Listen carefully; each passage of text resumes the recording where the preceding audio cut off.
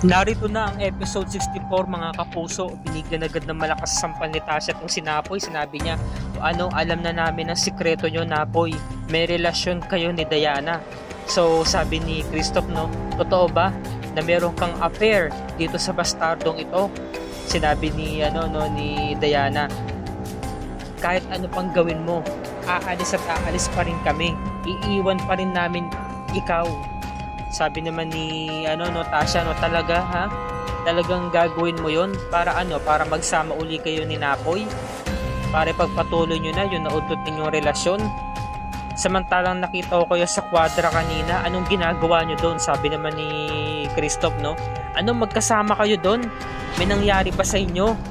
Kasi naalala niya, di ba, itinanggi ni Napoy na hindi niya nakita si Diana. Sabi ni Diana, wala nangyari sa amin. Sabi naman ni Christoph, walang niya ka talaga, mapapatay kita. Bakit ka nagsinungaling? Sinabi mo na hindi mo nakita si Diana.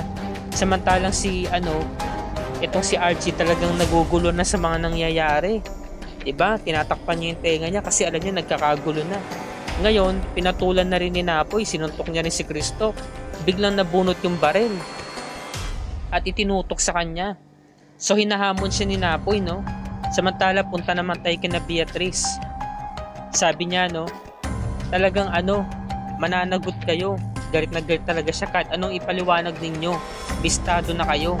Sabi naman ni ni Cleope, tinulungan daw sila ni Gustavo. Pinag-aral daw tong si Yano at itinago ang pagkatao niya sa mga Royales. Tapos binigyan siya ng permanenteng trabaho. Ayun ang mga naitulong ni Gustavo. Kaya ayun yung sinusuklian nito ni Emil at tumutulong siya sa mga investigasyon. At ito nga, 'di ba, sabi ko na nga ba, konektado to yung sa hardinero, 'di ba, yung nakuha niya yung panyo. Tapos inilagay niya doon sa malit na timba, 'di ba? Ito yun, yung nag-away sila ni Christoph sa kanina po, 'di ba, natumba yung timba. Mga basura laman yan Yun. Tapos nakuha ni Cleope. Tapos binigay niya kay Yano, 'di ba, kay Emil. Kaya si Emil pala yung nagpadala kay Sargento nito nga panyo na merong initials na letter N. Kaya tumutulong daw siya sa mga kaso. Kaya wag daw siyang paghinalaan. Ngayon hindi naniniwala si Beatrice. Sabi niya, malay ko ba kung utak kriminal kayo? Hindi naman ako utak kriminal kaya hindi ko alam ang mga galawan ninyo. 'Di ba? Samantalang tong si Napoy, hinahamon si Christoph. Sige, iputok mo. Kung yan ang magpapasaya sa'yo, hinamon niya si Christoph Tapos si Tasha tahimik lang hanggang sa pinaputukan na nga niya. Itong si Archie nagwala. Takot na takot. Nagulat sila na antalo yung pagtatalo nila dito. Sabi ni Beatrice, ano yun? Ano yung ingay na yun? Talagang ang lakas ng putok ng baril Nagwawala na si Archie dahil natatakot sa mga nangyari. Sabi naman ni Napoy, Archie, okay lang ako. Maliit na sugat lang to, wag kang mag-alala. So sabi ni Diana, Loray, ilayo mo dito si Archie ngayon na. Kasi hindi dapat makita to ng bata Nagwala si Archie at naihulog na nga yung laruan, yung motor. Sabi niya, walang nyaka talaga, Christoph. Sabi ni Diana, talagang nagkakagulo na talaga sila, Sabi niya, talagang iiwan niya talaga tong si Christoph. Kasi nga talagang nananakit. Tapos noon, sabi naman ni Christoph, akala mo ba sinapoy lang kaya kong saktan, pati ikaw? Tapos noon, ito naman si Archie pumunta na ng kusina, punasasan yung mga katulong, nagkakagulo na. Sabi ni Loray, tulungan nyo naman ako please. So nagbigay ng tubig tong si Jenny at umalis itong si Loida para kumuha ng kumot. Samantala nalulungkot talaga to si Tasha, umiiyak, hindi na nga nagsasalita. Talagang nagkatutukan na talaga ng baril. Buti na lang dumating tong si Emil. Naawat niya tong si Christoph. Malakas to si Emil sabi ni Diana, tumawag ka ng pulis. Dumating na tong si Margaret saka si Beatrice. Sabi ni Diana, hindi ito ang oras para magtanong, mamaya ka na. Tumawag kayo ng pulis. Sabi naman ni Christoph, may dahilan ako kung bakit ko yung ginawa. Dahil nahuli ko na may relasyon yan, dalawang yan. Nagulat sina Margaret saka si Beatrice, Tapos noon, eto na. Nung binigyan nila ng kumot si Archie, biglang nagtatakbo. Gusto niya mapag-isa. Hindi na nga nila nahabol si Archie. Diba? Tapos nun, nagulat sila sa sinabi ni Kristoff. Grabe talaga yung revelation ngayon, no? Na merong relasyon itong sina Diana sa si Napoy. Sabi ni Beatrice na natawa ako dito sa eksenang to eh. Wow! Wow ah! Alay mo yan, magkuya nga talaga tayo. Nasa blood natin talaga yung mga liwa. Sabi naman ni Margaret, no? Beatrice, hindi nakakatawa. Sabi ni Beatrice, no? Oh come on Margaret, dapat mag-move on ka na. Hindi ka na dapat maging affected sa nangyari before. Kasi tapos na yung issue. May bago ng issue ngayon, no? Sabi ni Napoy, no? Hindi to bagong issue. Matagal na to. Kakalaruhin ko lang ang lahat. Past lovers kami. No? Dati ko siyang karelasyon. Mag-ex kami. Pero lilinawin ko sa inyo, wala kaming relasyon ni Diana. Sabi ni Kristoff, no? Kalokohan yan. Pinag-uusapan lang namin sa kwadra kanina yung tungkol kina Lizzie saka kay Archie. Dahil nalaman ko na sinasaktan mo pala sila mag-ina. Walang yaka talaga. Tapos nun, nag-ano na naman sila. Susugurin na naman ni Kristoff si Napoy. Kukunin yung baril. Buti na lang talaga nandiyan si Emil. Yan na, nakuha niya yung baril. Tapos pinigilan na naman siya. Nag-ano na siya, nagpapaputok na siya ng baril. Buti walang natamaan. Umarang agad si Napoy. Pinotektahan pa rin niya si Tasha. Saka si Diana. Kahit nagkakago na hanggang sa dumating na yung isa pang gwardiya. Kinaladkad tong si Kristoff. At nakatawag na naman ng pulis. Tapos nun, ayun nga, talagang hindi na nga pinansin ni Diana sina Margaret saka si Beatrice. Nagtitigan na lang sila. Hanggang sa pinulot na lamang niya yung laruan ni Archie para ibigay ito. Samantalang kung si Tasha biglang lumayo at hinahabol siya ni Napoy. Pag-usap na muna tayo. Totoo yung sinabi ko kanina, wala kaming relasyon ni Diana. Maniwala ka naman sa akin. Sabi naman ni Tasha, no, teka lang Napoy. Pilis lang sa pagkakataong ito, ako muna. Ako muna magsasabi. Wala ka nang dapat na ipaliwanag. Alam ko na naman ang sagot. Alam mo ba Napoy, hiyang-hiya na ako sa sarili ko. Wala na akong respeto sa sarili ko. Lagi na lamang kitang inuuna. Oo, inaalagaan ko, pinagsisilbihan ko si Lizzie. Kasama ka doon.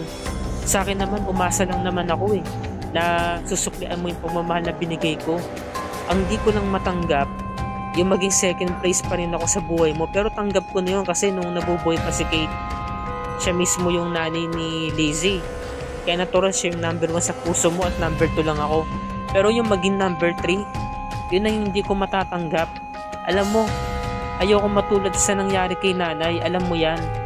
Dahil sa nambababay ang tatay ko at lagi siya sinasaktan. Pero ano nangyayari? Nandutong pa rin yung nanay ko kasi mahal niya eh. Ayoko matulad sa nanay ko. Ngayon hindi ko to deserve. Ngayon Napoy, ito lang masasabi ko sa'yo. Kung hindi mo kayang kumalas sa relasyon natin, ako na lang ang gagawa nun. Ayoko na. Wala na akong respeto sa sarili ko. Awang-awa na ako. Napoy, tapusin na natin to. Umalis na si Tasha. Buti naman na pag-isip-isipan na rin to ni Tasha, no? Dahil wala na talaga siya sa lugar. Siya ang nagpus ng kaguluhan yan eh.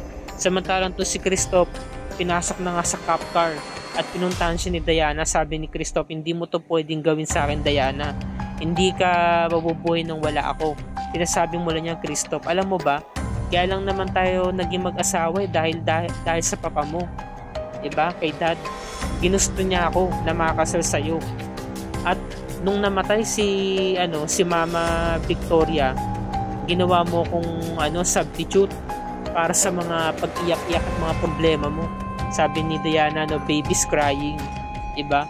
O sabi naman ni Kristoff, so ginamit mo lang pala ako. Diba? Kasi nga naman sinabi ni Diana, pinakasalan kita para sa mga pangangailangan ko. So pinalabas ni Diana na naggamitan lang sila mag-asawa. So nung dumating nga si Lore para ibalita kay Diana na nawawala si Archie, umalis na sila. Ngayon lumapit itong si Margaret, inasar niya yung kuya niya, sabi niya alam mo, Diyos na ang gumaganti sa mga kawalang niya ang ginawa mo sa akin. Yung pinahiya mo ako nung araw na yun na nireveal mo na merong relasyon sina Beatrice saka si Andrew. Pinahiya mo ako sa maraming tao. Ngayon deserve mo yan. Look at you, diba? Saan ka na ngayon?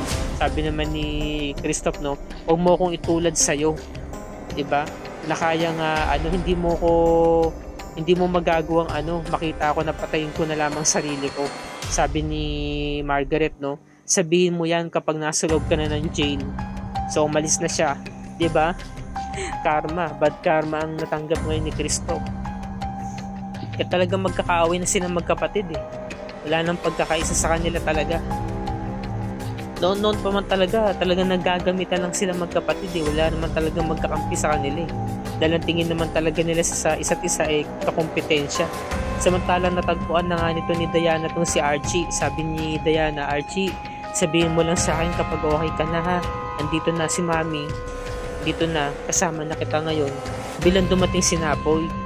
So, sabi naman ni Archie, Mami, gusto kong pumunta sa Quadra, no? With the horse ngayong gabi. Gusto ba Archie samahan kita? Hindi na po.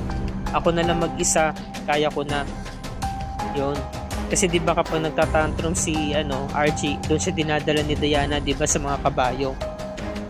So yun nga, nagkausap silang dalawa. Sabi ni Diana, kamusta si Tasha?